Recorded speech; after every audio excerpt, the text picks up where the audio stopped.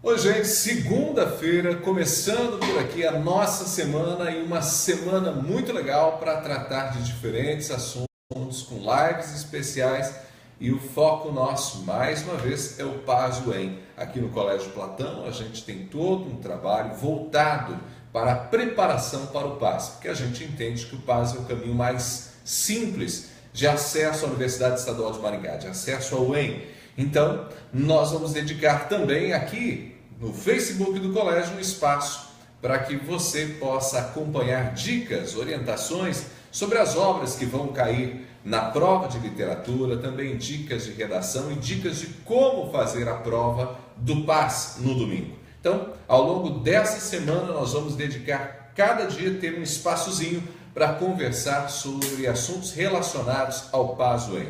E aqui comigo, professor Luiz Felipe, ele que já esteve comigo há cerca de 4 ou 5 meses atrás, né, em julho, foi isso, né? Em julho nós tivemos o vestibular da UEM, vestibular de inverno, e a gente fez também aqui uma temporada muito legal com a companhia do Luiz Felipe, com a companhia do professor Toninho, para tratar das obras de literatura que foram cobradas no vestibular de inverno. Agora a gente vai fazer a mesma coisa, só que com as obras que vão cair no PAS UEM. São 3 etapas, né? Etapa 1 para a turma da primeira série, a etapa 2 para a turma que está no segundo ano, segunda série do ensino médio, e a etapa 3 para quem está no terceirão. Então a gente ao longo dessa semana vai discutir essas obras. Hoje, a etapa 1 são 4 livros, mas antes de apresentar os livros e conversar um pouquinho com o professor Luiz Felipe, eu quero convidar você que está sendo notificado aí a compartilhar também nas suas redes pessoais, porque certamente muita gente que vai fazer a prova pode assistir a nossa conversa e ao assistir a nossa conversa tem a chance de entender um pouco mais sobre as obras que vão cair no vestibular, ou melhor, no PAS UEM, e além de entender um pouco essas obras, quem sabe pegar alguma dica que pode facilitar a vida, né, ao fazer as provas. O ideal, a gente sempre diz, é que a pessoa tenha lido as obras na íntegra. Às vezes, por alguma razão, não foi possível. Então, esse nosso papo acaba facilitando a vida de alguns alunos e algumas alunas que precisam fazer o passe. Então, vamos lá, assista ao vivo, estou colocando aqui já no meu Facebook, né? Dicas, deixa eu colocar aqui. A dificuldade é digitar e falar ao mesmo tempo, né? Dicas para a prova do PAS. Vamos ver se vai dar certo, se eu não digitei nada errado. Ok. Acho que está tudo ok. Vamos lá, vamos lá. Tudo bem. Ok. Luiz, mais uma vez, bom ter você aqui para falar de literatura, que é uma das suas grandes paixões. Ronaldo, é um grande prazer estar aqui com você de novo e vamos conversar aí e tentar ajudar a meninada no passo, mais uma vez, dessa edição de domingo. Bom, você já tinha me dito que a cada etapa são obras diferentes e ao todo são 21 obras, é isso mesmo? Olha, que nem eu estava prestando atenção no que você disse no início da apresentação, né? Talvez o PAS seja mais simples a entrada, depende um pouco do ponto de vista, talvez, da matéria, né? No PAS, por exemplo, a cada fase vai se somando o número de obras e essas obras são diferentes a cada ano. Então, no primeiro ano, na primeira fase, a gente tem 4 obras, na segunda 7 autores, depois a gente vai para 10 autores na terceira fase. Então, faça a soma, né? 10, 17, certo? 21. Já no vestibular são apenas 10 obras. Mas o que é interessante é que o aluno no ensino médio ele vai lendo gradativamente, aprendendo, é mais tranquilo o processo, enquanto que no vestibular já são 10 obras do começo ao fim desse estudo literário. Então tá legal, vamos lá. E as 4 obras que nós temos na etapa 1 são Sermões do Padre Antônio Vieira, esse livro aqui. Os poemas de Gregório de Matos, é isso? Olha só, esse é outro livro que cai na etapa 1. Também nós temos o Cartas Chilenas, do Tomás Antônio Gonzaga, é esse livro. E o livro do Cláudio Manuel da Costa, isso daqui é o quê? Melhores Poemas? Isso mesmo. Em suma, feito sobre sonetos. Ok, então são 4 livros. São 2 fases diferentes aqui, né? Sim. Aqui na primeira, com o padre Antônio Vieira e Gregório de Matos, são autores que a gente chama autores barrocos, né, da escola literária barroca. Enquanto aqui a gente tem o arcadismo, então o neoclassicismo, Tomás Antônio Gonzaga e o Cláudio Manuel da Costa. Aqui também é chamado de quinhentismo ou não? Não. Quinhentismo é um período de transição, um movimento que a gente não tem uma literatura artística com cunho estilístico como a gente tem aqui. Em Padre Antônio Vieira, com Gregório de Matos e esses autores árcades, há uma certa qualidade poética naquilo que eles escrevem. No quinhentismo, não. É muito uma literatura de informação, uma literatura de catequização, por isso que a gente não pode denominar isso propriamente de literatura como a gente tem aqui.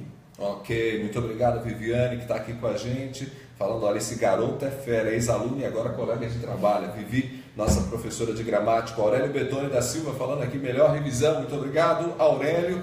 Quem está com a gente, faz aquilo que eu pedi, né? Avisa todo mundo que a gente está com a live ao vivo para que essas pessoas possam ter oportunidade de ter algumas dicas sobre as obras que vão cair na etapa 1 na prova de domingo. Bom, a gente, durante a semana que a gente fez aqui a revisão para o vestibular, nós demos um grande destaque para a obra do padre Antônio Vieira. Esse aqui também, né? Ou não? Sim, os dois eles são barrocos.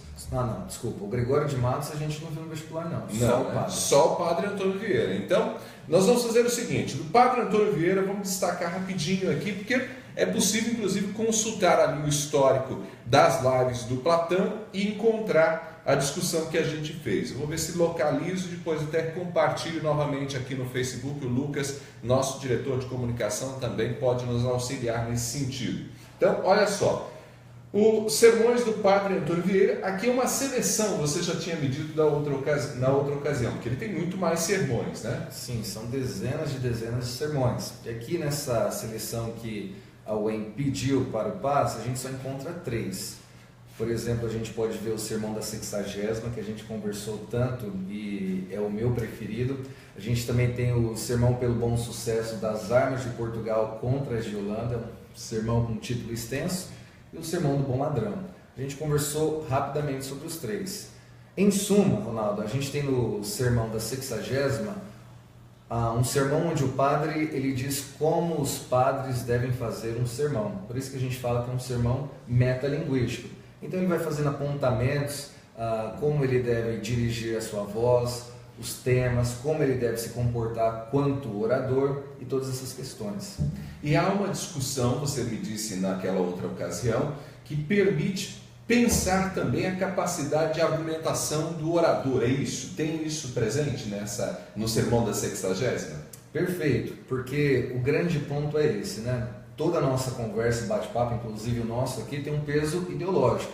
A gente quer mostrar alguma coisa, convencer as pessoas de que o que a gente fala está certo. Então a gente tem um tratado dissertativo dentro desse sermão. Como convencer os ouvintes, no caso da igreja, que esse sermão está correto. Que bacana. Bom, no segundo sermão, que é esse das armas de Portugal, que tem um título extenso, qual é o principal foco? Esse sermão também é interessantíssimo. Veja que é o sermão pelo bom sucesso. Eu falo para os alunos que o título já resume já muitas das coisas, né? É o sermão pelo bom sucesso das armas de Portugal contra a de Holanda. A gente tem que lembrar que o padre Antônio Vieira ele era português e ele defende então os portugueses. E a religião de Portugal até hoje, um país extremamente conservador, é o catolicismo. Então ele quer que o catolicismo e o povo português vença contra quem? Os holandeses, que nesse contexto aqui do século XVII são os protestantes, né? Acabou de acontecer a questão da reforma protestante. A gente tem que lembrar, contextualizar é importante, século XVII, Brasil, a gente tem ali nas capitanias existindo o ciclo da cana-de-açúcar. Os holandeses invadem então essa capitania querendo tomar conta de tudo isso. Ele só faz só um sermão pedindo e dialogando justamente com Deus, para que Deus ajude a tirar todos esses holandeses aqui do Brasil. Em suma, né? Vencer. E o sermão que trata do bom, como que é? O bom ladrão. Do bom ladrão, isso, sermão do bom ladrão. Qual é o foco desse sermão? O padre já começa esse sermão trazendo a ilustração da crucificação de Cristo, né? Jesus no meio e dois ladrões, um mau ladrão e outro bom ladrão. Com essa ilustração ele tenta argumentar naquele sentido de que muitos da época, você vai ver que os sermões do padre Antônio Vieira são universais. Ele quer criticar justamente a questão da corrupção que está acontecendo no sistema governamental da época. Então ele fala assim, olha, esse é o mau ladrão, essas pessoas que se utilizam da máquina pública em benefício próprio, para ganhar o dinheiro. Então as pessoas estão trabalhando da comunidade, pagam seus impostos, e as pessoas que estão ali, os reis, os príncipes, os governantes, eles vão lá e utilizam-se desse dinheiro para o seu próprio benefício. Essa é a grande crítica no Sermão do Bom Ladrão. Então há uma crítica nesse sermão, especificamente há uma crítica ao próprio sistema, à corrupção, que é uma coisa bastante comum. E visível até hoje, ok? Bastante. Dá para aplicar esse sermão para fazer, quem sabe, uma contextualização ali com os nossos dias, ou seja, é uma coisa que a UEM pode fazer? Eu não diria que talvez eles trariam para os dias de hoje, ok? Mas talvez uma discussão como a nossa aqui, a gente pode falar que é atemporal esse sermão, que do mesmo jeito acontecia naquela época, muitos dos nossos governantes e políticos, né, se utilizam da máquina pública em benefício próprio. Muito bem, muito bem. Então são questões que estão nos sermões do padre Antônio Vieira. Importante lembrar então que é uma obra barroca, são 3 sermões. Tem mais alguma coisa que você acha que é fundamental saber desse livro? Eu sempre falo para os alunos, né, e aqui que fica bacana a discussão, porque entra Gregório de Matos. O padre Antônio Vieira, ele é mais conceptista, né? Esse vocábulo ele é muito importante dentro do barroco, ele é mais conceptista, enquanto Gregório de Matos é mais cultista. Os dois são conceptistas e cultistas, mas o que é isso na prática? Conceptista é o autor que ele se utiliza mais de jogos de ideias, ok? Então, para você fazer um texto dissertativo, você precisa do quê? De ideias, precisa persuadir, convencer. Então ele se utiliza do silogismo, da dialética para haver essa conversão, por isso que ele é mais conceptista. Enquanto a gente tem o Gregório de Matos, que ele é mais cultista, se utiliza do quê? De figuras de linguagem, que o bom aluno ele vem estudando ao longo do tempo durante sua trajetória na escola. Metáfora, paradoxos, hipérbatos, metonímia, a questão das inversões sintáticas, tudo isso a gente encontra muito aqui dentro dos textos de Gregório de Matos. Gregório de Matos, aqui é a obra mais densa que a gente tem, né? Se a gente olhar, inclusive, em termos de tamanho, olha só, gente, a gente está falando de um livro que tem muito mais texto. Mas assim, só para esclarecer, né? Essa aqui é a minha edição. Aqui a UEM Cobra também é uma da LPM Pocket, né? Então é um pouquinho melhor também. Então essa daqui é só para assustar quem ainda não leu. Justamente. Tem uma versão assim? Isso, um pouquinho mais fininha. Então já fica moleza. Com certeza. Dá até para ler essa noite. Sim, claro. Literatura é fácil. Literatura não é tão fácil assim. É maravilhoso. Coisa do Luiz Felipe. Eu também gosto de ler, mas não é assim também. Agora me conta um pouquinho dessa obra do Gregório de Matos, que não é uma versão tão grande assim, é uma versão assim, disse o meu querido Luiz Felipe. O que a gente pode pensar do senhor Gregório de Matos? A gente começa conversando com os alunos, quando diz respeito de Gregório de Matos, do apelido dele, né? A gente recebe o apelido de forma caricaturesca, de alguma coisa que a gente faz, e ele tem um dele, Boca do Inferno, ok? Sinal que o sujeito era terrível. Sim, e por que Boca do Inferno, né? Porque falava tudo, não tinha papas na língua, ok? O que queria falar, questão de críticas, xingamentos, sobre qualquer nível da sociedade, seja padre, seja rico, seja pobre, seja negro, mulato, estava falando para todo mundo, ok? Por isso, Boca do Inferno.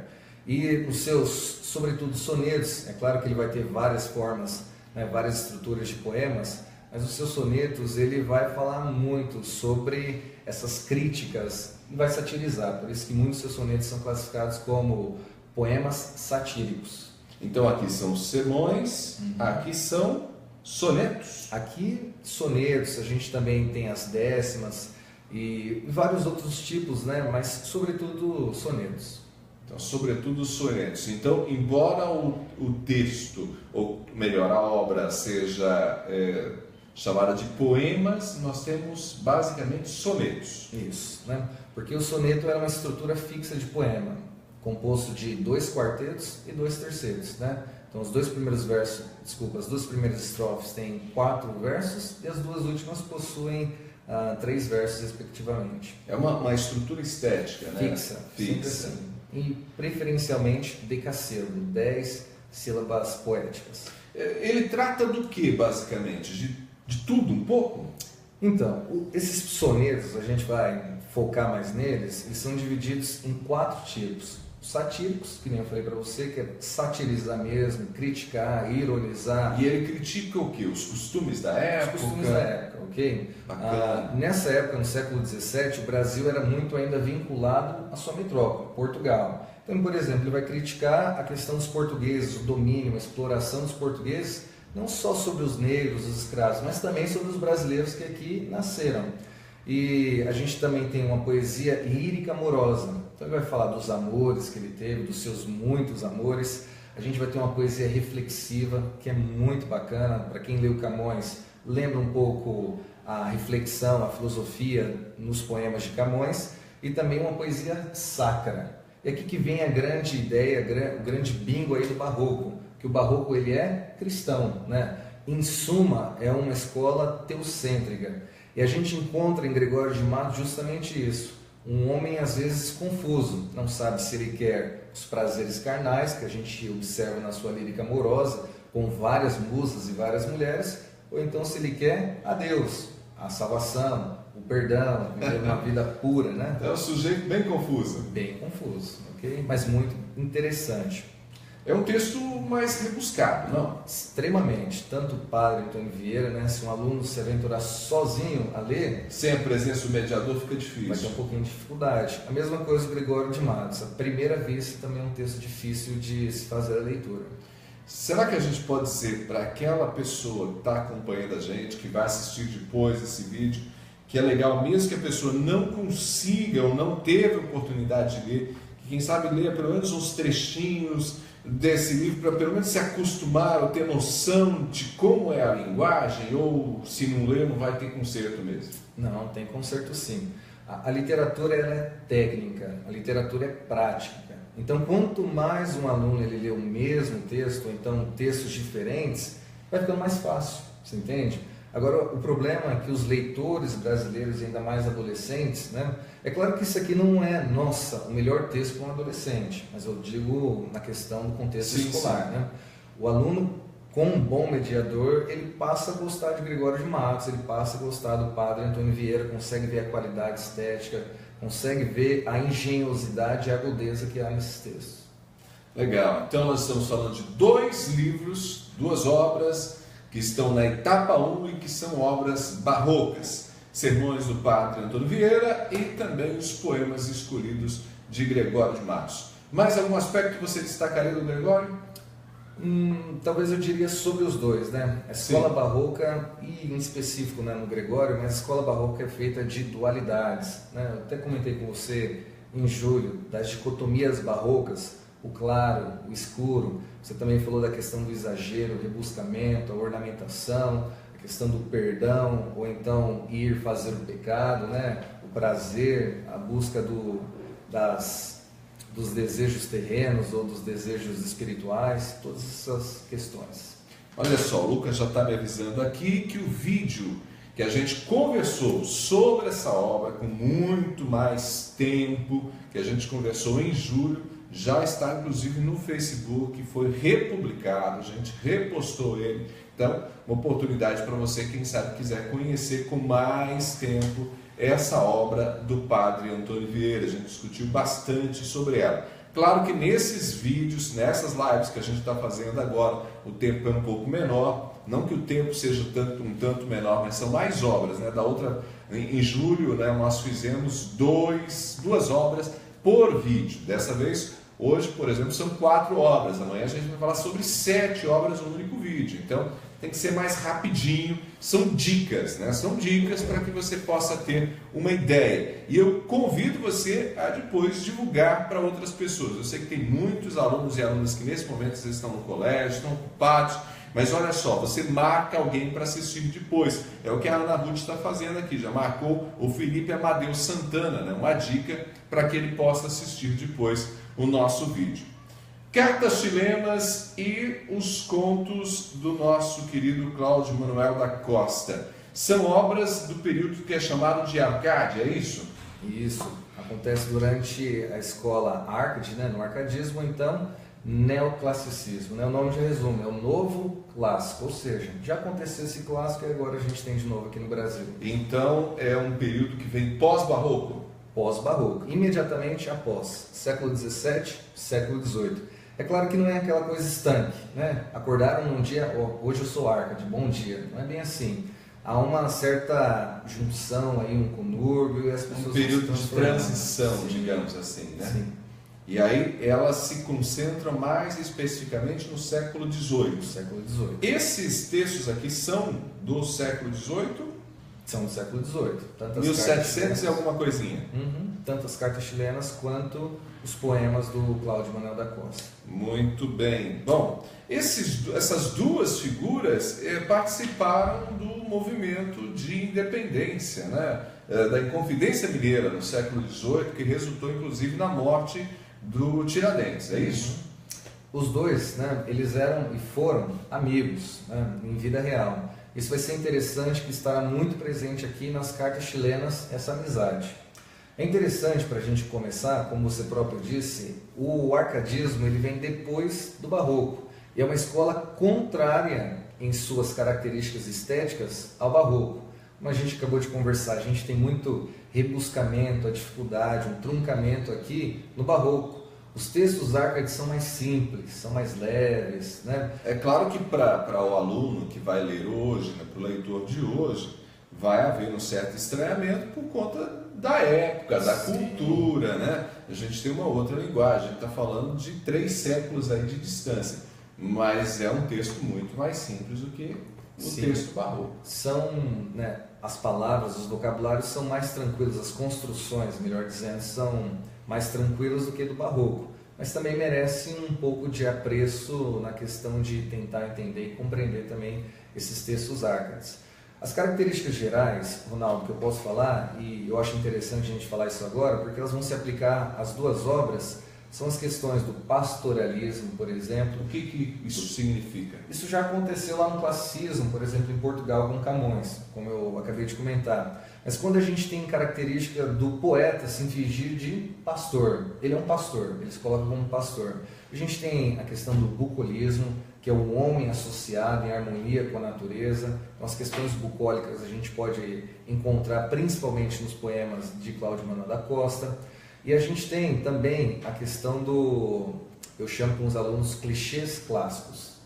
A gente tem a Aurea Mediocritas, Áurea, né? O nome do meu avô é Aurino, que também vem de Áurea, que significa ouro, lembra a palavra ouro, Mediocritas, medíocre. É a gente considerar as pequenas coisas o quê? Muito boas, dá valor a isso. E ao ouro, considerar ele o quê? Medíocre. Então aquilo que a gente acha que é muito, a gente considerar como se fosse mediocridade. Inutilia truncate, olha esse clichê, né? Truncate, do latim cortar, inutilia, inútil. Então perceba que eles vão contra diretamente aos barrocos. É muita coisa, esse texto não dá nem para entender, vamos cortar esses excessos, ok? A gente tem o locus amoenos, lugar mais tranquilo. Carpe diem, aproveitar o dia. Fugere urbem, fugir da cidade, né? Essa cidade centrão agitado, você entende? Então perceba que a gente encontra mais tranquilidade dentro desse arcadismo do que nesses excessos barrocos. Então a gente pode dizer que os textos são mais simples, que na temática a gente tem então a valorização daquilo que é mais simples, mais singular, em detrimento daquilo que é mais, digamos, que é aparentemente mais rico, né? Perfeito. Mais valorizado até então. Então você tem algo que olha para o pequeno. Isso, eles focalizam aquilo que é simples, o prazer, a alegria, a felicidade, né? Coisas que a gente talvez pode encontrar com uma pessoa amada, né? Um passeio no bosque, algo do tipo. Mas vale muito a pena ressaltar para o aluno, porque o aluno ele entende, às vezes, todo esse nosso bate-papo. Chega na hora ele faz uma confusão, porque ele não consegue organizar. Os clichês clássicos, esses 5 que eu acabei de citar, os nomes são até latinos, não são encontrados nas cartas chilenas. Tá? Estão mais presentes aqui. No Cláudio Manuel da Costa. Ok? Por quê? Porque isso caiu no PAS do ano passado. Os clichês clássicos estão disseminados aqui. E muitos alunos marcaram. Okay? Então presta atenção. No ano passado, na prova, nós tivemos então essa perguntinha básica. Onde estão os clichês da Arcádia? Foi uma afirmação, né? Eles afirmam lá na proposição. Que estavam aqui. Isso. E não estão aqui. Não estão aqui. Aqui a gente encontra. Okay? Muito bem. Então não caia na pegadinha da UEM. É isso? Pode ter pegadinha esse ano. Sim. Não necessariamente a mesma, mas os clichês eles estão aqui. Aqui tem alguma coisa? Sim, vamos conversar sobre isso aí. Então fala um pouquinho sobre cartas chilenas. Você começou falando sobre os inconfidentes, né? E as cartas chilenas é bem interessante, quando eu ainda não conhecia a obra, ainda na minha adolescência, e depois passei a ler no ensino médio, me causava estranhamento, né? Por que cartas chilenas? Porque aqui a gente encontra uma outra característica arcade, que é a questão de pseudônimos, pseudo, falso, nomes falsos. Aqui eu tenho um chileno chamado Critilo, só que é um nome falso. Na vida real, quem é o Critilo? O próprio autor, Tomás Antônio Gonzaga. Ele é o Critilo. E ele escreve para um espanhol, que é Doroteu. E quem é esse Doroteu na vida real? O Cláudio Manuel da Costa. Olha só! Okay? Porque eles são amigos na vida real, como a gente conversa. E eles vão escrever, né, Tomás Antônio Gonzaga, na voz de Critilo, escreve 13 cartas satíricas, inclusive caiu isso no PAS do ano passado, 13 cartas satíricas, satirizando o fanfarrão Minésio. Quem que é esse fanfarrão Minésio? É o governador mineiro, ok? O governador da época, Luiz da Cunha Menezes, falando mal da sua governança, falando mal do seu comportamento, falando mal do seu físico, falando mal de tudo, das suas construções, daquilo que fazia enquanto governante, ok? Então, é um livro basicamente de crítica. Isso, crítica, sátira, para falar mal mesmo. No entanto, que é o principal livro de sátira do século XVIII. Vale a pena ressaltar também que, como eu falei aqui, o estado aqui é Minas Gerais, para os dois. E aqui o estado principalmente é Bahia, para os dois. Tanto Gregório de Matos, Padre Antônio Vieira vai estar muito presente na Bahia, Salvador. E aqui mais Minas Gerais. Ok. Para a gente fechar a conversa, algum aspecto que você gostaria de dar ainda de dica para os nossos alunos, para quem vai concorrer a uma boa nota, vai tentar uma boa nota nesse PAS, nessa primeira etapa, começar aí essa viagem pelo PAS? Eu queria falar do Cláudio Manuel da Costa, né? Os poemas são, em suma, melancólicos. Quem pegar para se aventurar, dar uma lida aí, vai perceber esse tom de melancolia do eu lírico. Vai estar presente o ciclo do ouro aí do século XVIII, alguns temas falando sobre a natureza, a questão do bucolismo. E eu falo sempre para os meus alunos, né? Cairá com certeza um soneto aí do Cláudio Manuel da Costa, um soneto do Gregório de Matos, pode ter certeza disso. Nessas questões cairão essas questões estilísticas da escola literária que a gente conversou um pouco aqui, e cairá questões sempre a 08, a 16, questões interpretativas, né? E também de compreensão. Então, para compreender, você entendeu de fato esse soneto, esse poema?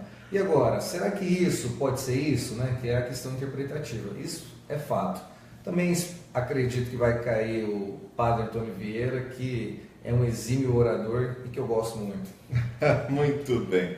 Bom, o Luiz Felipe já tinha comentado comigo antes de começar a conversa que no caso específico da etapa 1 não tem jeito. Os 4 livros certamente serão cobrados por ser justamente, né, uma prova que contempla apenas 4 livros. Quando for etapa 2 e etapa 3, aí provavelmente algum livro fique de fora dos 7 e dos 10, mas não é o que vai acontecer na etapa 1. Então, é fundamental. Se você vai concorrer, se você vai fazer a prova domingo, ter uma noção dessas 4 obras, porque certamente alguma coisa sobre elas vai estar na prova. É isso, filho? É isso daí, ok? E assim, talvez para quem não viu nada ainda, o volume de obras é pequeno, dá para dar uma folheada, fazer uma leitura, dá para salvar ainda um pouco da pele. Okay?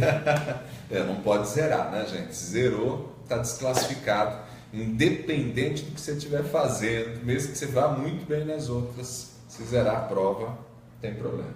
Com certeza. Luiz, amanhã a gente se fala. Nos vemos, ok? Até amanhã, você que está com a gente, o nosso muito obrigado. Mais uma vez fica o nosso convite.